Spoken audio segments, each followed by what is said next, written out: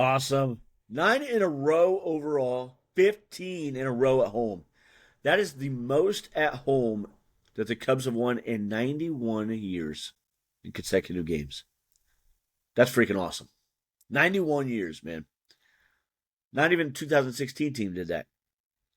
Back-to-back series No, I sweeps. thought they did it in 18, though. The 15? Yeah.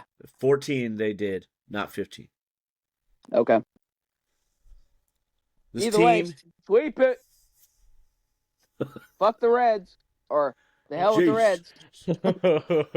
this team is doing some special things to begin this season. He's Eli Butler. He's Matt Butler, and I'm David Butler. Welcome back to Clark and Addison, Born into the Ivy.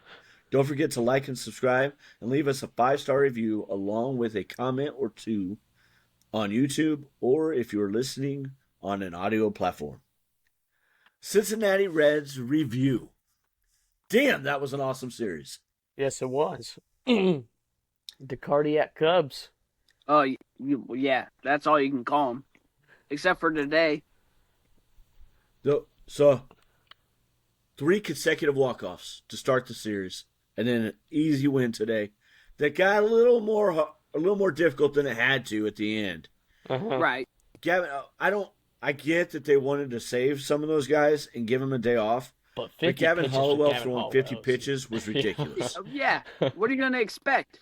And that was unfair of him. And he got out of that inning. That umpire missed that last call. He did. 100%. The whole That was a ball was strike. in the strike zone. Yeah. Yeah. We just didn't have a challenge. That was more in the strike zone than Palencia's, which was an amazing pitch. Right. And Peyton called it right. Eli's brother, Matt's other son. He called it right. That was a perfect pitch. Palencia's. Mm-hmm.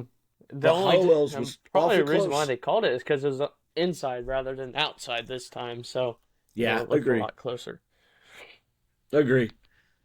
The offense scored at least 20, or not at least, the offense scored 23 runs over the 4 games. And they were carried by Michael Conforto, who didn't hit a ton in the series, but was amazing when he did. Michael Busch and Pete Crow Armstrong over the series. Ian Happ had a nice game 3, but he was terrible the rest of the week. Offensively, the dude is still contributing. I know he's won 4 consecutive Gold Gloves, but he looks as good or better than he ever has defensively. Ian Happ. I agree. And honestly, he's been a little bit of a surprise offensively. For Absolutely. me, at least, this year, than my expectations. I mean, he's playing above what his historic stats are. Right. That'll probably regress some because that's what Well, don't Ian say does. that. Shut your mouth. I mean, it's what Ian does, dude.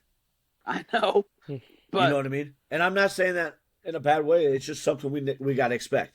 But what frustrates me so much is that guy strikes out so much.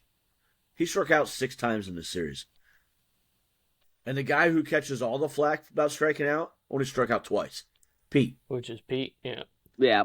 Pete's at-bats, he had a small spell where he was against, I think it was Philly, where he was just going stupid with swinging and all kinds of stuff.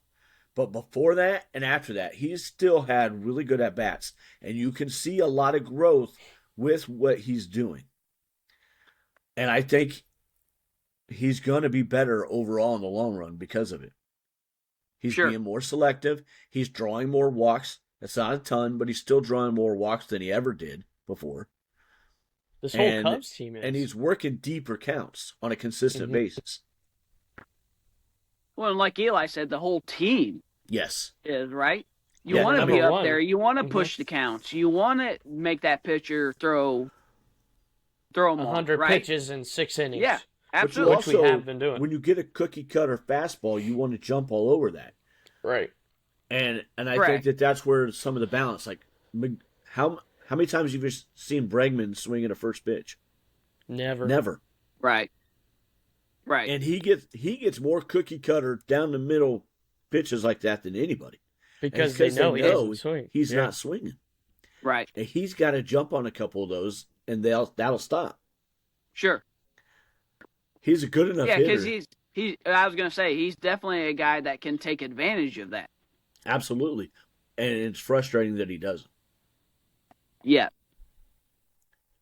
He should have by now. Right. I agree. And I'm all for, like, the dude is really smart. He's a baseball junkie, and that's great. But that, to me, means he also should know, I got to jump on this sometimes. Right. Yeah, sometimes you overthink those things, as a player. Yeah. Absolutely. He made up for it defensively this series, though. In this series, but that was the first time that I thought he's looked good at all this year defensively. Mm-hmm. He has DP. Not been what was advertised. Yeah. I still think DP last night was great. I think it was last night. He had that DP. Yeah, he was DH last night, I believe, or it was the night before. No, DP. Double play. Home? Oh, yeah. Yeah. Well, that and the chase down that he had was also very, very heads-up play from him. Absolutely. I missed that one. I watched it, and I was at Paisley's game. Okay. What do you want from me? Pay attention. I missed it. Let's go. Michael Conforto hit .667, had a .714 on base percentage, and are you listening to this? His slug was 1.833. That was in 7 plate appearances. So, small sample size, but absolutely amazing. But yeah, that's 2 home runs with the walk-off, a double, 3 runs, and 3 RBIs. Pete, .357, .438 on base, .714 slug, and a 1.152 OPS. Had a home run, a triple, 4 runs, 3 RBIs, and 2 stolen bases. And Michael Busch with a .357 batting average as well, 500 on base percentage, .571 slug, 1,071 OPS. Had 4 walks, which tells you that he's seeing the ball really well. But I'm going to go back to Happ with that. The dude still walks a lot, which means he knows the strike zone. So it makes it more frustrating that he strikes out so much. I think it's always the high ones. I noticed that with Ian, it's usually the high fastballs that he just never connects with. He misses a lot that are right down the freaking middle, too, man. It's just crazy. But overall, I think Eli's right, though. Like, he'll chase those higher balls. So then does he know the strike zone as well as he tries to say? Where Pete will chase the lower ones, right? Pete doesn't claim to know the strike zone like that. Okay. That's fair. I'm just talking metrics as far as Happ's more liable to chase that high fastball compared to Pete's going to be susceptible to that low breaking ball. I think Suzuki, to a righty or a lefty, right? And I think Suzuki though is the same way. He hits it on the inside. Agreed, Matt. Suzuki does. So Pete has gotten better against lefties too, though. You can see this year he's put in a lot of work with that. Right. Yep. I know that I'm dogging on Happ again. I really do appreciate everything, because he's been so much better this year, and so I'm not trying to be a jackass about. Way better at this point. I hope they sign him for like another 2 years. I do not want them to keep him. I've been a critic of Ian Happ, but if we get this Ian Happ, we're not going to. Well, we don't know that. I think it's possible. I am thankful for everything Ian Happ has done with Chicago Cubs. I would like to see them allocate that money somewhere else next year. And one of those possibilities, I think, should be Pedro Ramirez. But we'll talk about that later. Not today, but another time. It's coming up on the horizon to talk about that guy. He is lighting it up in AAA. I mean, lighting it up. And he's normally a second baseman, third baseman. And I think they should try him out. Still, it's time to trade. What? So is Kevin Alcantara, so it's time to trade for Sandy Alcantara is Alcantara. lighting it up with the power, but Ramirez Mhm. is doing the complete package. It's still time to trade Kevin. Agreed. I just don't think you're going to get somebody, because nobody's going to trade a big starting pitcher right now, at least, without getting a ton. And I don't know that the Cubs are, one, willing to give up that much, and two, if they have that much yet. No, I mean, if that happens, it's going to be obviously closer to, the trade deadline, Yeah, where I think Matt Shaw would have to where be they involved. are. That wouldn't shock me either. I'm not saying he's going to be. I'm saying if they were, To get their Sandy. prospects have to prove that they can do it over the season, like the guys Right. like Pedro Ramirez and guys like that who are doing well right now, but they got to prove that they can do it over the course of most of the season and move up rankings. You know what I mean? Jonathan Long would be a good candidate too. Agreed. But I don't think that he's profiled highly enough. And understandably, because Mhm. he's got a good hit tool. I don't know if he's got enough power to move up the rankings enough. But he would be a nice add-in with Alcantara and somebody else. But I would like to see Triantos. them keep either Ramirez or Alcantara, and the other one's got to go in some kind of package. You know what I mean? Mhm. But that's a ways away, I think, unfortunately. Real quick to finish my thoughts on the review for the Reds series. Cabrera, Tyone, and Ray all pitched solid to good throughout the weekend or the week. Shota was amazing today. Yeah. So 22 swings and misses again. Second time he's had 20 or more swings and misses in a start. Has gone at least 5 innings in every start, and I think has given up less than 2 runs in 6 of the 8. Maybe it's 1 run in 6 of the 8. 10 strikeouts, right? Yeah, he had 10 today. Yeah. 11 is his career high, and he tied that earlier this season. He's been phenomenal. Oh, 100%. I thought he would bounce back quite a bit this year. I didn't expect this. Yeah. You hope for it, right? I mean, But- absolutely. We didn't know what we're going to get, though, either, from Is it sustainable that he's going to pitch this well all year? I think it could be. But I'm asking, do we think it is? I'm not going to say definitively one way or the other. I don't think it's sustainable to be this good. I'm not saying he can't be good. I'm not saying it like.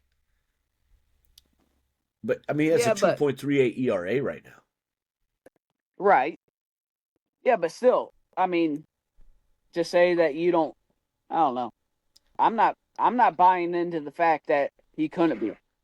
I'm not saying he can't be. I'm just saying I think it's unfair to expect him to be this great the whole season. We'll see. I don't think it's that unfair either. I do.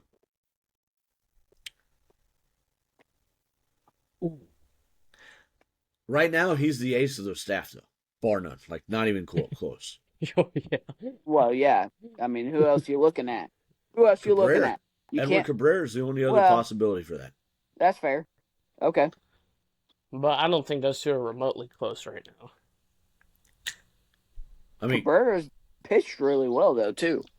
Yeah. but What's but ERA? 3.27. Okay.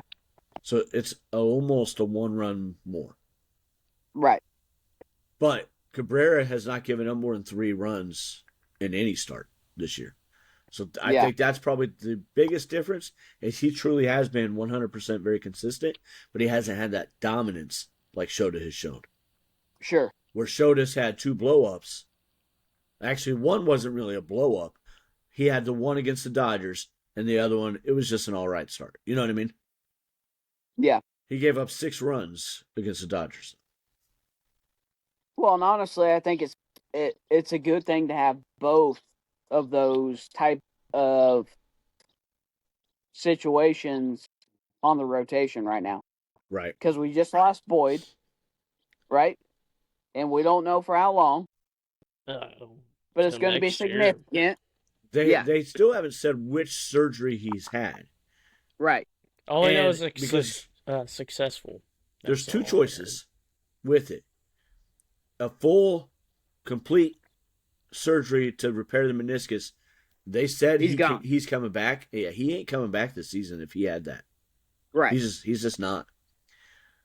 But the second one, you just remove the torn part, and then it takes about 4 to 6 weeks to heal. Right. Man, like if that's what they did, he's gonna struggle later on. At the end, like I know he's nearing the end of his career, but like I'm not even just talking about his career. He's gonna struggle mightily at times later on in life, if that's what they did. Ask Derrick Rose. Yeah. Because that's what Derrick Rose did, so he could come back and play in the playoffs. And it cut probably 5-6 years off his career. Especially of top tier basketball, with what he did and his talent. Mm-hmm. And he will struggle to walk consistently for the rest of his life. You know what I mean? Like I think we need to prepare that Boyd maybe not coming back this year. And honestly, at this point, I mean, when is Steele projected to come back? I mean, at best, All-Star break, after the All-Star break. At best. So, second week in July sometime. Second to Probably third. third, yeah. Yeah. That's at best. I don't think that's going to happen. Well, And I don't we've think got we to should this point with anticipate all it. the injuries. Huh? I don't think we should anticipate that he comes back. If he does, great. But if we anticipate it, then we're just going to be disappointed again. You know what I mean? Right. Who should I replace don't know. I Boyd? want to say some things, but I don't want to put them into existence either. Yeah, I get you. Who should replace Boyd in the starting rotation? Javier Assad? Assad. Will you shut up and let me finish? No, hands down. Javier Assad. That's your bet. Let me finish. And then Or you Ben can say Brown. Javier Assad. No, Ben Brown, Vince Velasquez, or Jordan Wicks are I think the 4 internal options right now. Assad. Agreed. But damn it, let me finish the question. Don't cuss. Defensive.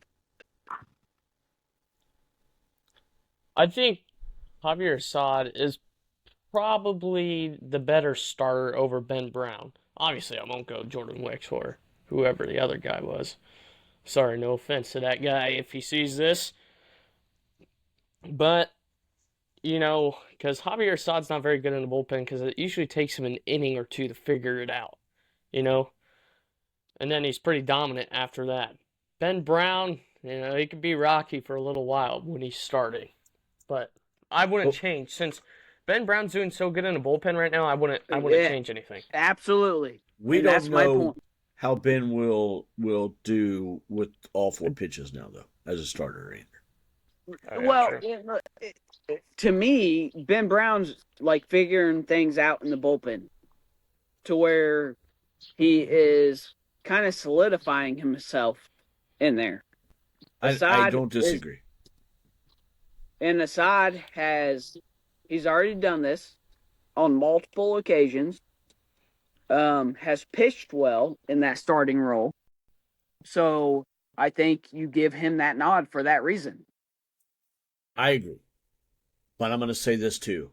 If there's another injury, I think Ben Brown has to go to the rotation.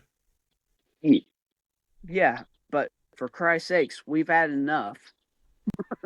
I mean, at some point, the bleeding's got to stop, right? I don't disagree. But Right. I think this is part of why I think Ben Brown needs to be the one who goes to the rotation if there's another one.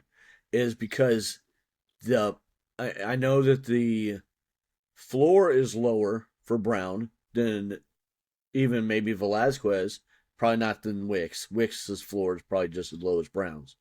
But Velasquez, I think the floor is probably higher than Ben Brown's, but the ceiling is better than all those guys. I would argue that Ben Brown's ceiling is higher than everybody on the pitching staff currently that could start, with the exception of Edward Cabrera. I don't disagree with that, but I And still we would want him have where to I take want a him. chance there. At that point, we would have to take a chance on it. Right. Because this offense is ready to challenge for a World Series right now Absolutely, in the position 100%. player group. So Yep. we would need high impact pitching, and Ben Brown is capable of being that guy. That's fair. I think it's not also saying he's gonna brilliant be- if Saying Right. he's capable of it. Right. I think it's brilliant starting Javier Assad. So just in case if Javier Assad doesn't do well, you can just always throw in Ben Brown for another. Say Assad's out in the 4th inning because he's doing terrible. You got Ben Brown who can pitch another 3 3 to 4 innings. inning. Yeah. I want them to stop doing that with him. I want him just to, if he's going to be a reliever, throw 1 inning at a time. Yeah, no, but- set up, man. You know, Yes. you and I talked about that. Set up, man. Then Plenty comes in. Because when he throws 2 or more innings, then he's done for two days at least. They don't want to pitch him.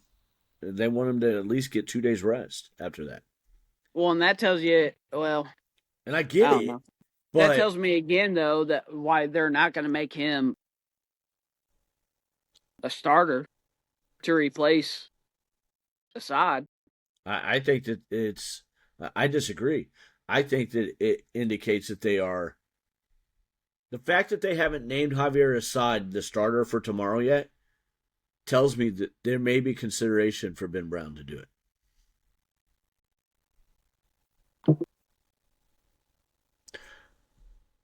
Or they're really considering bringing up Vince Velasquez to do it, and that would be crazy to me when you have those other 2 options. Mm-hmm. In a sense, but at the same time, why not leave them in the bullpen if you can bring, him up? I mean, I guess Assad just threw an inning, so maybe they want to bring up Velasquez for this one start. That's possible, Right. too. Because he just pitched a couple days ago. Like Who an did? inning and a third. Assad. Oh, okay. So maybe that's the hang up with it. I don't know. Well, time will tell. Agreed. Tomorrow. Right. This is a big road trip. The longest of the season. The only road trip that has 3 series. However, the last one, they're back in Chicago against the White Sox in the last series. Oh, Ben So- Brown's pitching tomorrow. They just announced that? There you go. No shit. I told you. Okay. Well, I just thought I'd check real quick and see if they updated it. I wondered. yeah. I mean, not don't what I hate it. would have picked, but I'm not going to sit here and knock it because I don't think it's the worst decision in the world. I don't either. But I'm like you. Like I really liked the idea of him and Brown, or he and Valencia. Dude, he could being- be could be. I think Ben Brown will be a stud So in I whatever think capacity. he was going to go back to But- being a starter next year. I think. Yeah. Yeah, I think that guy's the movement, the Velo. yeah. I mean, he's just man. If he figures out just a couple little things, which To not leave we've a already hanger. seen him working on, Yeah. this season, he's going to be nasty. He's going to be nasty. Absolutely.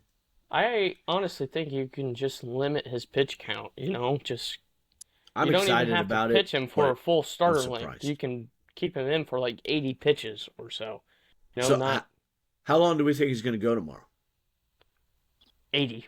4 or Probably 5. till the I Fifth would inning. even maybe argue that maybe 70 is his highest tomorrow. yeah. 70 pitches. Yeah, you gotta get him stretched out, right? Yeah. So Brown, and then maybe they're going to piggyback him with Assad, possibly, Yeah. depending on where they're at with everything. That Well, would make that's not a sense. bad combo, No, right? not at all. I also expect that Gavin Hollowell will probably be sent back down tomorrow because they pitched him 50 pitches today. Yeah. And Yeah, that dude worked. and it was so unfair to him. But I think he'll be back up in the majors at some point this season. But my guess is Ethan Roberts gets pulled off the IL tomorrow in his place, which I'm not mad about that. Yeah. I really like Trent Thornton after watching him pitch the last 2 days. I like him too. I really like Ralston. Rollison, Ralston's yeah, awesome. he had that blow up, but that's okay. I mean, stuff happened. Like it's going to happen on occasion. But he has been dominant outside of that one. Who else? I'm missing somebody.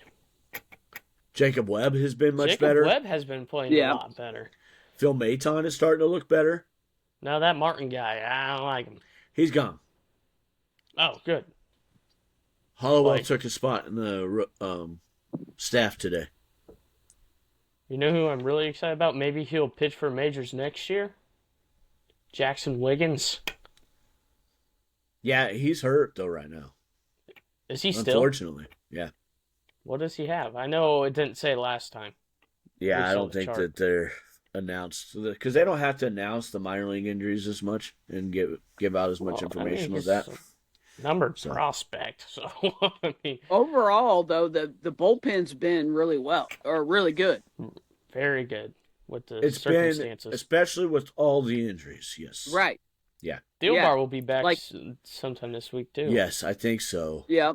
But we cannot complain overall about our bullpen with all the injuries we've had. Outside Yeah, I of Corbin think- Martin, Yeah, he was just terrible. No, right. No, I agree with that. he wasn't early on. That's what really sucks for the guy. Yeah. Who's but the I'm other saying- Martin guy? But overall, Riley. I mean, shit. I like What Riley more Martin can you too. ask for? I agreed, 100% agree. The bullpen for all the injuries and everything has been absolutely amazing, and really the pitching staff has. So Absolutely. this road trip starts with 3 in Texas, then 3 in Atlanta, and then 3 with the White Sox. And the White Sox have been no joke this year.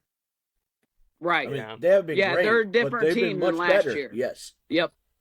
Noah Schultz. Yeah, is because they're awesome. hovering right around 500, right? Yeah. I mean, a little bit under, but yes. Yeah. So, speaking of that, real quick, after today, this may have changed a little bit, so I want to double check it before I. 6. There are 8 teams in the NL that are above 500. 5 of them are in the Central. Yeah. There are now 3 teams in the AL who are above 500. One Yep. of them is Cleveland, 1 game above. Yeah. Then you There got might the be- Yankees, and then Rays. the Rays. Yep. And the Rays And are then 24 and and the- 12 and 1 game back. Yeah.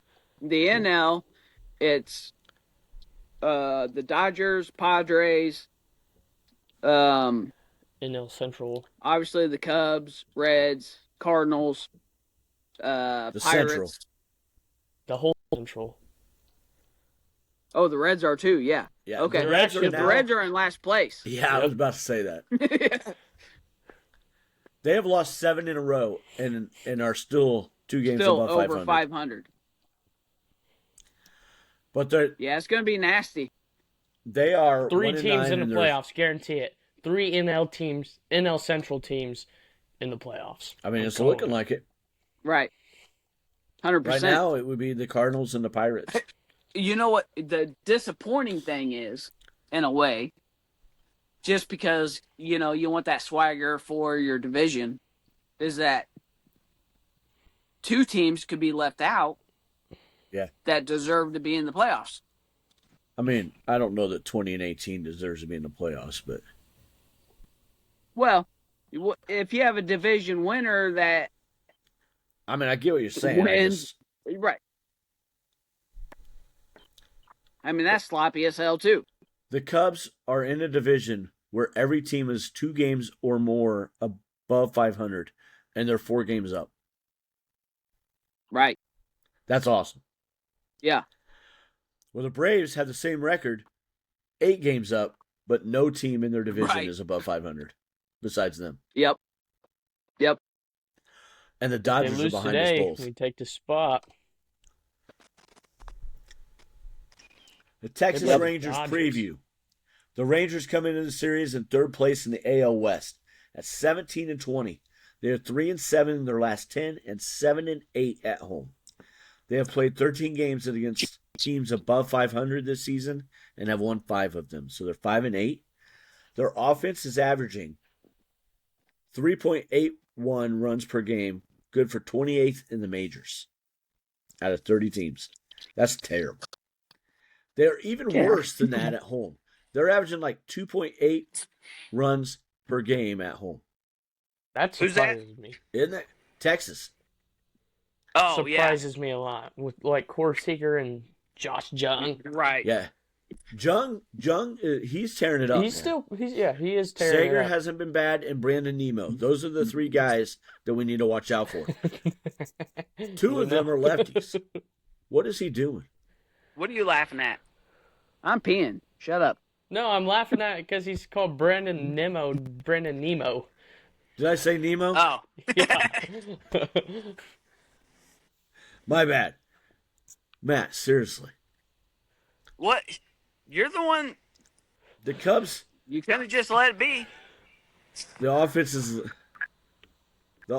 tied with the Yankees at second, averaging 5.4 runs per game. The Cubs ERA is 3.85, 9th overall in the majors, while the Rangers sport a 3.69 ERA, good for 7th in the major leagues. They're even better than that at home, too, with their ERA. So, they don't allow a whole lot of runs, but they don't score a whole lot of runs. I think this is a good series for the Cubs to rock their world, and they won't know what the hell hit them. Right. They're going to be facing, on Friday, it'll be Ben Brown versus Kumar Rocker. Rocker is 1-3 with a 4.71 ERA. On Saturday will be Edward Cabrera versus Jack Leiter. Cabrera 3-0, 3.27 ERA. And Jack Leiter 1-5 with a 5.45 ERA. On Sunday will be Jameson Taillon versus Jacob deGrom.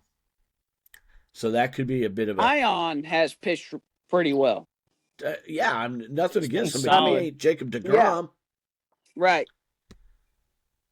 But Taillon's real quick, pitched really well the last 2 starts, specifically. Yeah. Real quick, is Rocker's son? No, he's not John Rocker's son. No. I mean, that name is not probably real common. So that's why I was wondering. No, he is not. It'd be We have kind of cool. Mark McGuire's son pitching.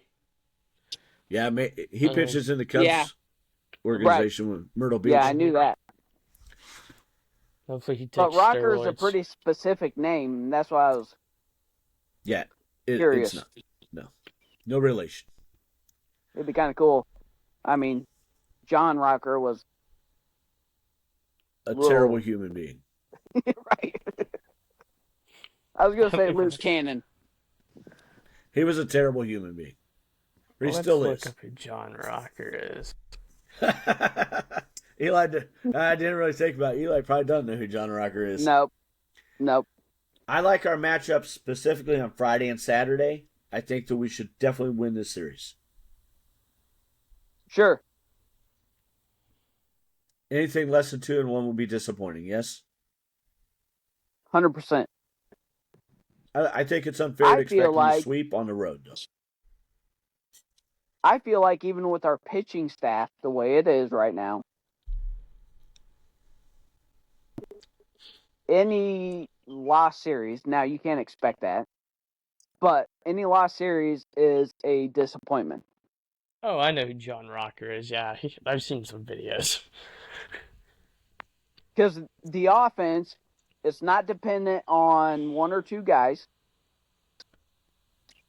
This is one of the most, even over 16. And I'm not saying we're going to repeat because the starting pitching is where it is at the moment.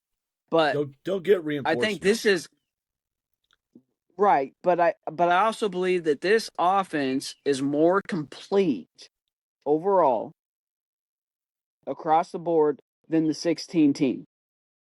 The offense? No. No, yeah. It's more consistent. No. I'm telling you. Hold on. I think it's pretty close. Hold You on. don't think it's close? I think it's close. 16 was streakier. It was not as consistent. It's way too early to say that. Okay. I'm just saying I'm putting money on it. It's way too early to say that. I'll put money on it. I hope you're right. But it is way too early to say that in the beginning Across of May the board, that this there's offense too many is weapons. not streaky. There was too many weapons on that team. Right. But they are all streaky outside of Bryant. But they're balanced. And this team's more balanced. We still have guys that are not even hitting their peak yet. That's what we all thought at the beginning of last year, too. The words didn't come out of my mouth last year. They did mine. Well, that's you.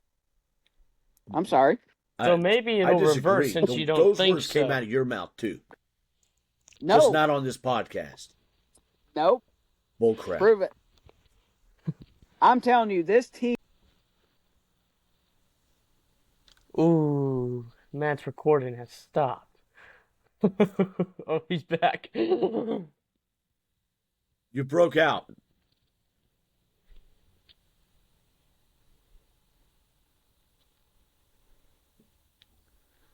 I don't disagree. The team last year was, too.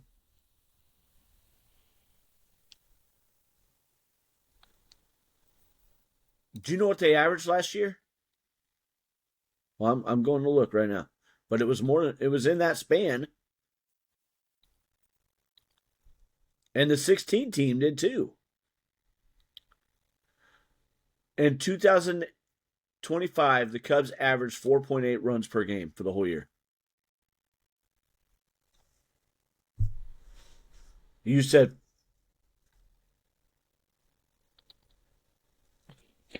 but I think it's unfair to expect him to do that all the time. Agreed.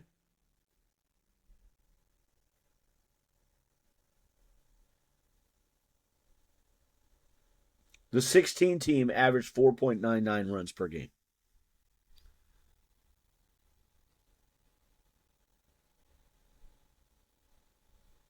For sure.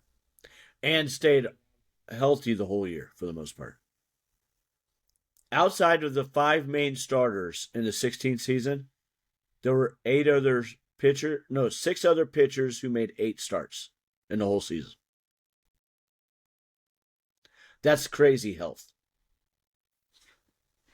No. And I would argue that the bullpen has a chance of being stronger than the 16 bullpen, though, as well. And Pedro Strop and Hector Rondon were on that roster. Rondon got screwed by the way Madden used him. After they got Chapman. And getting Chapman was great, and it helped put us over that hump. But they misuse they misuse Chapman too. But Rondon wasn't used correctly after that. And then Madden got frustrated with him.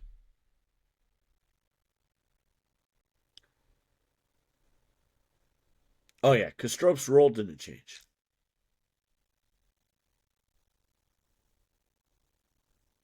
Carson Edwards was also really solid on that team Excellent. in 2016. You know, he's pitching again, and from what I saw earlier in the season, was doing pretty well. Yeah. Not Carson Edwards. That's basketball player. Carson Edwards is a basketball player. C.J. Edwards. Is this CJ? I thought it was Carl.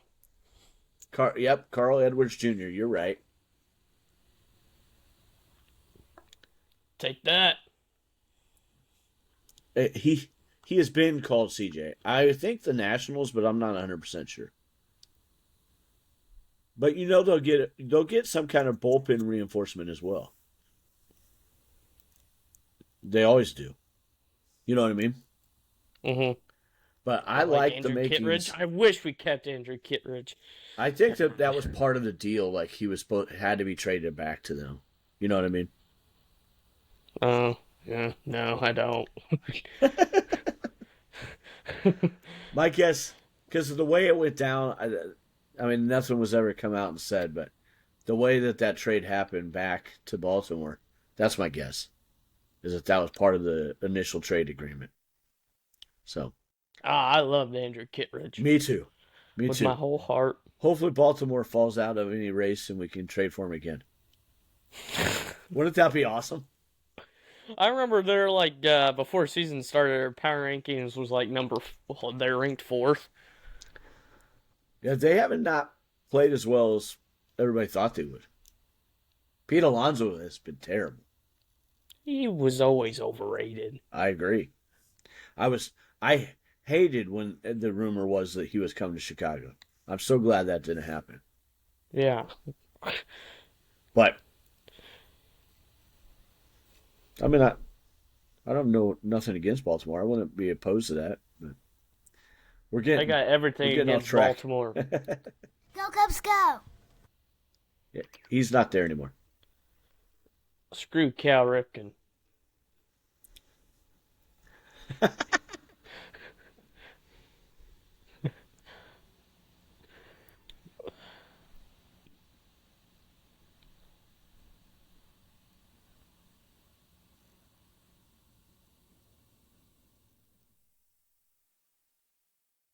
Cal Ripken sucks. And he calls himself a Cubs fan. Can't believe you. Can't believe you. Can't believe you're my father. Terrible. All right. For Eli and Matt, I'm David, and we thank you for watching or listening to Clark and Addison Born into the Ivy. Don't forget to like and subscribe and leave us a 5-star review and leave us some comments on YouTube or any of your audio platforms. Thank you very much. Have a great day, and let's go Cubs.